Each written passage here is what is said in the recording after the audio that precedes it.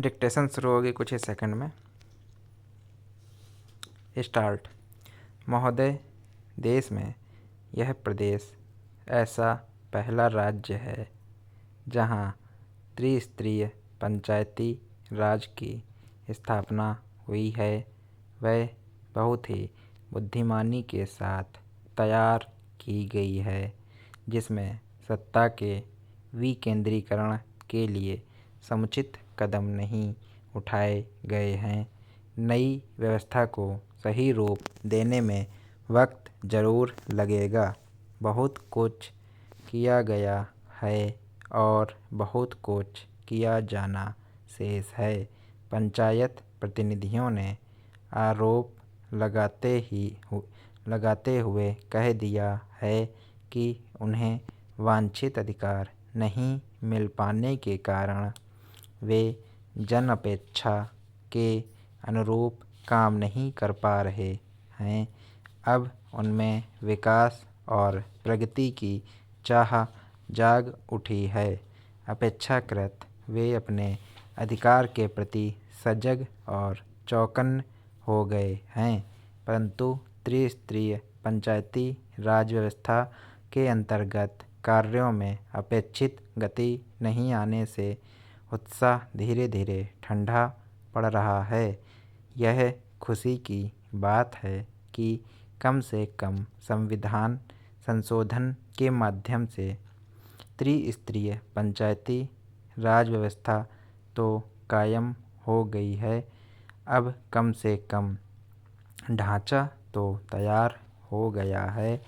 जब ढांचा तैयार हो गया है तब बाकी कार्य भी हो जाएगा। पैरा। मैं उम्मीद करता हूँ कि अब सरकार के साथ साथ पंचायत प्रतिनिधियों का दायित्व बन जाता है कि बगैर राग द्वेष के एकजुट होकर संकल्प की पूर्ति करने का प्रयास करें। पंचायत कार्यालयों के अंदर अपेक्षाकृत पर्याप्त अमला नहीं है। अमले के अभाव में कार्य को सुचारू रूप से संपादित करने में बहुत परेशानियों का सामना करना पड़ रहा है।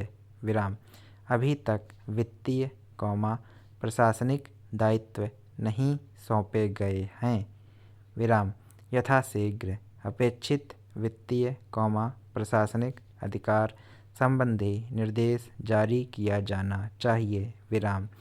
मैं उम्मीद करता हूँ कि जन कल्याणकारी विकास के कार्यों में अवरोध पैदा करने की तुलना में उन्हें दूर किया जाना चाहिए। मैं निवेदन करना चाहता हूँ कि गाँवों की प्रगति के बिना देश या प्रदेश की प्रगति के संबंध में ऊंची ऊंची बातें सरासर बेईमानी होगी। अब आवश्यक हो गया है कि आर्थिक सामाजिक बदलाव के लिए सकारात्मक प्रक्रिया शुरू की जाए। मैं उम्मीद करता हूँ कि इस प्रकार से हमारा प्रदेश हमारे देश का एक आदर्श राज्य बन सकता है।